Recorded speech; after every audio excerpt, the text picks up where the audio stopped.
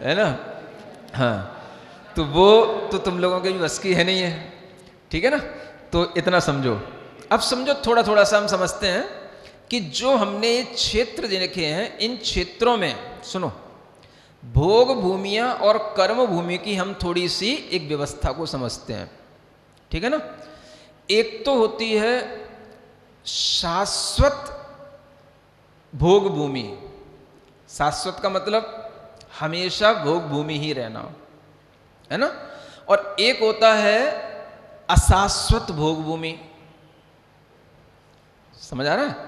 अशाश्वत का मतलब बदलते रहना, कभी है कभी नहीं है। शाश्वत का मतलब हमेशा रहना। ऐसे ही कर्म भूमि भी जान सकते हो, शाश्वत कर्म भूमि और अशाश्वत कर्म भूमि, शाश्वत भोग भूमि और अशाश्वत भोग भूमि, ठीक है ना। दो ही चीजें हैं, भोग भूमि और कर्म भूमि। हमें तो मतलब इसी से है ना, जहां 6 प्रकार के कर्म किए जा रहे हो, षटकर्म जानते हो ना, असी मसी कृषि विद्या वाणिज्य और शिल्प, है ना। इससे जो जीवन जीते हैं उन्हें कहते हैं कर्म भूमि के जीव। और इसके बिना जो जीवन जीते हैं, केवल वृक्षों के आश्रित होकर के, अपने पुण्य के आश्रित, कुछ भी उन्हें नहीं चाहिए, उनको बोलते हैं भोग भूमि के जीव, है ना। तो इसमें कहाँ पर शाश्वत भोग भूमियाँ हैं, कहाँ पर शाश्वत कर्म भूमि है, इसके बारे में हमको जान लेना चाहिए, ठीक है। अब हम आपसे पूछें, भरत क्षेत्र में क्या है, भोग भूमि की व्यवस्था है कि कर्म भूमि की है? कर्म भूमि की। हमेशा रहती है कि अभी है और हमेशा नहीं रहती? तो इसका मतलब क्या हो गया कि कर्म भूमि यहाँ पर शाश्वत है क्या? नहीं है, अशाश्वत कर्म भूमि हो गई। तो जब कर्म भूमि नहीं होगी तो यहाँ पर क्या होगा? भोग भूमि होगी। तो इसका मतलब ये हो गया कि यहाँ पर भोग भूमि भी अशाश्वत हो गई, वो भी हमेशा नहीं रहेगी। समझ आ गया ना। आज हम यही समझेंगे किस क्षेत्र में भूमियों में शाश्वतता है और कौन सी क्षेत्र में भूमियों कौन सी भूमि शाश्वत है, कौन सी अशाश्वत है, ठीक है। तो भरत क्षेत्र में क्या पूछा जाए आपसे, भोग भूमि शाश्वत है कि अशाश्वत है? अशाश्वत। भोग भूमि कैसी हो गई? कर्म भूमि कैसी है? अशाश्वत। ऐसे ही ऐरावत क्षेत्र में पूछा जाए तो अशाश्वत। जैसी यहाँ व्यवस्था है वैसी वहाँ है, तो वहाँ पर भी भोग भूमि कैसी हो गई? अशाश्वत। और कर्म भूमि कैसी हो गई? अशाश्वत। माने शाश्वत नहीं है, शाश्वत माने हमेशा रहने वाला, ऐसा नहीं है, ठीक है ना। अब हम देखते हैं विदेह क्षेत्र की पहले थोड़ी सी चर्चा करते हैं, जो बीचों बीच में है, सबसे बड़ा है ये, है ना। इसमें क्या होता है? इसमें हमेशा कर्म भूमि रहती है। विदेह क्षेत्र में जो हम बताएंगे आपको विदेह, उनमें हमेशा क्या होता है? कर्म भूमि होती है ना। और विदेह के कुछ पोर्शन हैं जिनमें भोग भूमि भी है, ठीक है ना। लेकिन जहां पर कर्म भूमि है वहां कर्म भूमि ही रहेगी, जहां भोग भूमि है वहां पर भोग भूमि ही रहेगी। तो ये क्या हो गई? ये शाश्वत कर्म भूमियां हो गई। वो देखो कौन सी भूमियां हैं आपको, ये वर्टिकल लाइन दिख रही ना, समझ आ रहा है? इसमें गिनती पड़ी है ना, 1 2 3 4 5 6 7 8, दिख रहा? दिख रहा है ना? दिख रहा? 8 ऊपर है, 8 ही नीचे है, दिख रहा है ना? हाँ जी, तो बोलो। ये सुमेरु पर्वत के ईस्ट डायरेक्शन में है ना, एक हमने बीच में एक लाइन खींची और इसके ऊपर अपर पोर्शन पर और उसके लोअर पोर्शन पर, दोनों में 8 8 स्थान दिखाए गए हैं, ठीक है ना। इसी के तरह इधर वेस्ट डायरेक्शन में भी ऐसा ही है, ऊपर भी 8 हैं और नीचे भी 8 हैं। ये 8 8 8 8 कितने हो गए? 8 चौको 32, 32। समझ आ रहा है? ये कहलाती हैं कर्म भूमियां। ये सब क्या है? कर्म भूमियां। ये कौन सी कर्म भूमि होंगी? ये शाश्वत कर्म भूमि है। ये कौन सी कर्म भूमि है? ये शाश्वत, ठीक है ना। शाश्वत का मतलब यहां पर हमेशा कर्म किया जाएगा, समझ आ रहा है? कर्म किया जाएगा तो कर्म का बंध भी किया जाएगा और कर्म से मुक्ति भी मिलेगी। क्या समझ आया? एक तो कर्म कौन से हो गए? जो हम सट कर्म कर रहे हैं, है ना? कृषि करना, है ना, सीए करना, है ना, क्लर्की का काम करना, ये सब मसी कर्म कहलाते हैं, है ना? और तलवार से अपनी आजीविका चलाना या जो है कोई, है ना, राजा बनना, छत्री बना रखना, ये सब क्या हो गया? असी कर्म हो गया। ठीक है ना? इसके ही अतिरिक्त असी मसी कृषि भी, है ना, खेती किसानी करना, ये कृषि कर्म कहलाता है। ये क्या हो गया?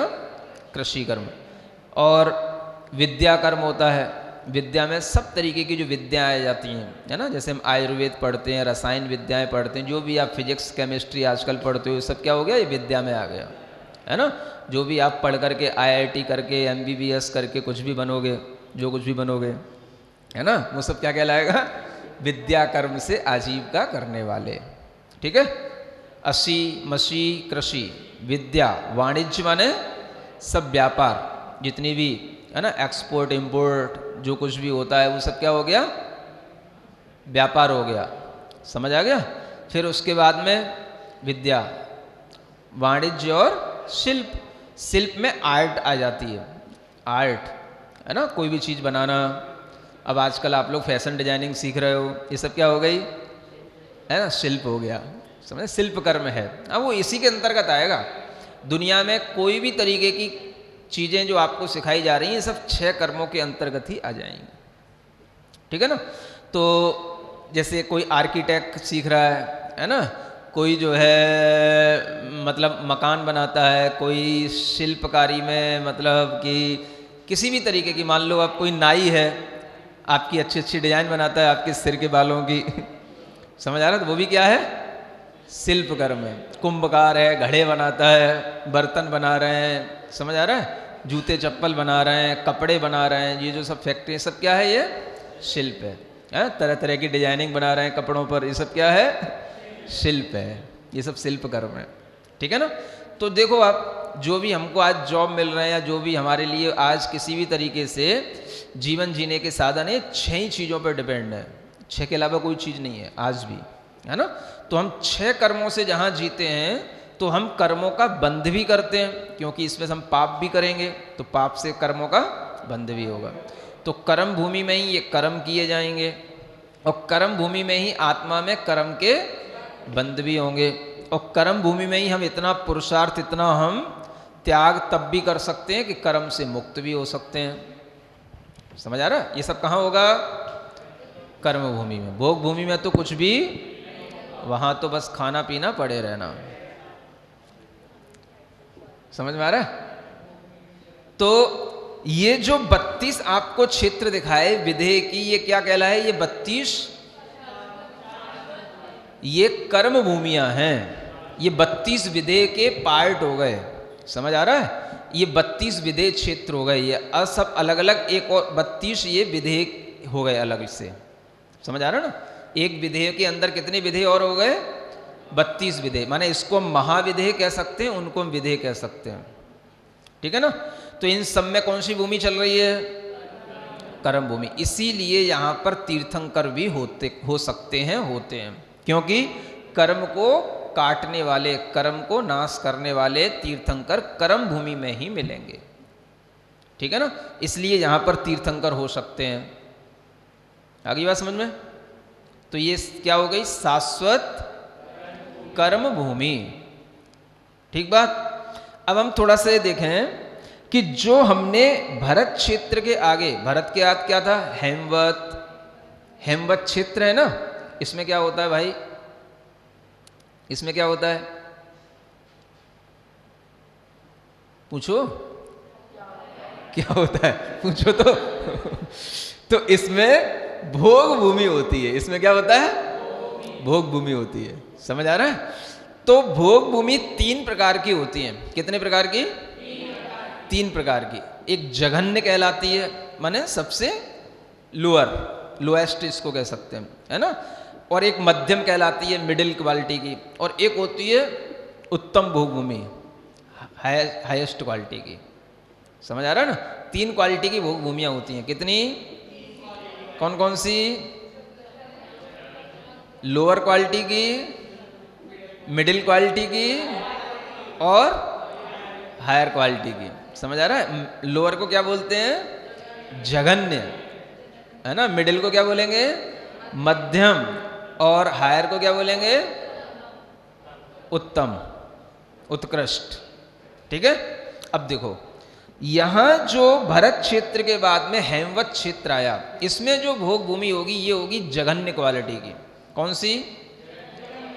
समझ आ गया? दूसरा फिर क्षेत्र कौन सा आएगा इसके आगे? हरि क्षेत्र, है ना? इसमें जो भोग भूमि, इसमें भी भोग भूमि है। हरि क्षेत्र में भी क्या होगा? ये भोग भूमि। इसमें कौन सी भोग भूमि होगी? मध्यम क्वालिटी की। समझ आ रहा है? ये कौन सी हो गई? मध्यम क्वालिटी की। ठीक है। अब ये जो भोग भूमियां हैं ये शाश्वत भोग भूमियां हैं। कैसी हैं? शाश्वत। इनमें हमेशा भोग भूमि ही रहेगी, हरि में भी और हेमवत में भी। ठीक है ना? जो आप ये देख रहे हो विदेश क्षेत्र के अंतर्गत एक देवकुरु लिखा हुआ है ये, और एक उत्तर कुरु लिखा हुआ है। लिखा ना? नीचे देवकुरु लिखा ना, इधर उत्तर कुरु लिखा है। ठीक है ना? ये भी भोग भूमियां हैं। ये क्या है? हाँ, देवकुरु और उत्तर कुरु क्या है? ये भोग भूमियां। ये कौन सी क्वालिटी की हैं? ये उत्कृष्ट क्वालिटी की हैं। माने विदेश क्षेत्र में ये देवकुरु और उत्तर कुरु, ये जो भोग भूमियां हैं विदेश क्षेत्र से जुड़ी हुई, तो इनको कहेंगे उत्तम भोग भूमि। ये कैसी हैं? शाश्वत के अशाश्वत? शाश्वत। ये सब शाश्वत भोग भूमियां हैं। ठीक है ना? ठीक इसी तरीके से जब हम ऊपर चलेंगे तो नीचे से बिल्कुल उल्टा हो जाएगा, है ना? अब हम ऊपर चले, ऊपर सबसे पहले कौन सा क्षेत्र आएगा?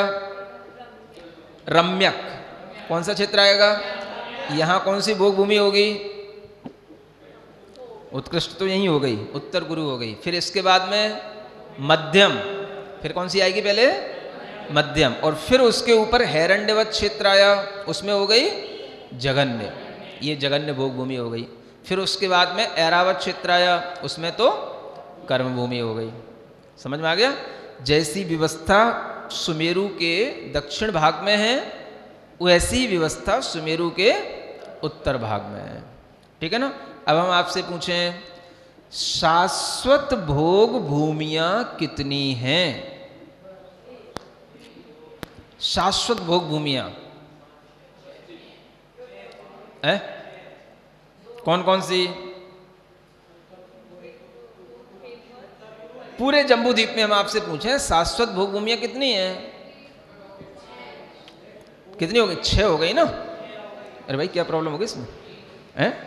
नीचे के 2 क्षेत्र, भरत क्षेत्र को छोड़ करके 2 क्षेत्र ये भोग भूमि हो गए ना? कौन कौन सा? हेमवत और हरि। ठीक है ना? ये 2 भोग भूमियां ये हो गई, जघन्य और मध्यम। उत्कृष्ट में 2 भोग भूमि, देवकुरु, उत्तर कुरु, ये 4 हो गई। और ऊपर जाकर के हमने देखा और रम्यक और हैरण्यवत, 6 भोग भूमियां हो गई। ठीक है ना? सबको क्लियर है? बोलो तो हाँ जी है ना? ये 6 भोग भूमियां ये कैसी हो गई? शाश्वत, माने हमेशा, एटर्नल इनको बोलते हैं। क्या बोलते हैं इसको? एटर्नल। हाँ, ये इनकी जो व्यवस्था है वो हमेशा वैसी रहने वाली है। ठीक है? और जहां व्यवस्था बदलती रहती है वो कौन कौन से क्षेत्र हैं? भरत क्षेत्र और ऐरावत क्षेत्र।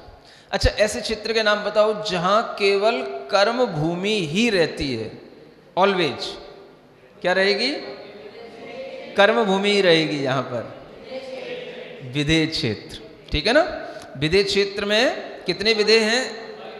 एक सुमेरु पर्वत के पास कितने विदेह हैं सब मिलाकर के दोनों ओर? 32। ठीक है ना? इन्हीं का नाम विदेह है। ठीक है ना? ऐसा कौन सा क्षेत्र है उत्तर दिशा में, सुमेरु की उत्तर दिशा में, जहां पर कभी कर्म भूमि होती है और कभी भोग भूमि हो जाती है? कौन सा क्षेत्र है? ऐरावत। अब प्रश्न करने का तरीका समझ लो, उत्तर देने का तरीका समझ लो। है ना, तभी तो सब चीज़ याद होगी ना, बिल्कुल मथ जाए, इसको बोलते हैं अच्छे ढंग से मंथन कर लो, है ना, ताकि कभी आपको कोई कन्फ्यूजन रहे ना, सब बिल्कुल क्लियर होना चाहिए माइंड के अंदर। ठीक है। अच्छा, कोई आपसे पूछे कि सुमेरु पर्वत के दक्षिण भाग में कितने पर्वत हैं? सुमेरु पर्वत के दक्षिण की ओर जम्बू द्वीप में कितने पर्वत हैं? 3। कौन कौन से? 3 हो गए, हिमवन, महाहिमवन और निषद। ठीक है ना। कोई आपसे पूछे नील पर्वत जम्बू द्वीप में कहां पर है? सुमेरु के उत्तर भाग की ओर। समझ आ रहा? सुमेरु के उत्तर भाग की ओर जब हम चलेंगे तो सबसे पहला पर्वत मिलेगा, उसका नाम है नील पर्वत। ठीक है ना, ऐसा याद रहेगा। फिर आपसे पूछा जाए ऐरावत क्षेत्र के पास में कौन सा पर्वत है जिससे उसका विभाजन होता? शिखरी पर्वत। ठीक है ना। आपसे पूछें कि निषद पर्वत किन 2 पर्वतों के बीच में है?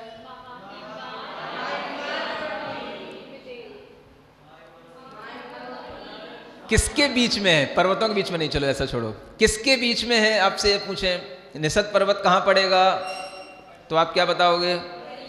एक लोकेशन उसकी आपसे पूछी जाए, निषद पर्वत की लोकेशन कहां है जम्बू द्वीप में? है? हाँ, हरि क्षेत्र और विदेह क्षेत्र के बीच में। अब आप समझ गए, परफेक्ट हो गए। समझ आ रहा? मैं भी खुश हो गया आज। ठीक है, बच्चे पढ़ रहे हैं। ठीक है, चलो। जम्बू द्वीप के विषय में इतना ही। क्या हो गया? जम्बू द्वीप के विषय में जो अपन ने आज जाना इतना ही ठीक है, इसके आगे की नॉलेज बाद में। ठीक है ना। बोलो महावीर भगवान की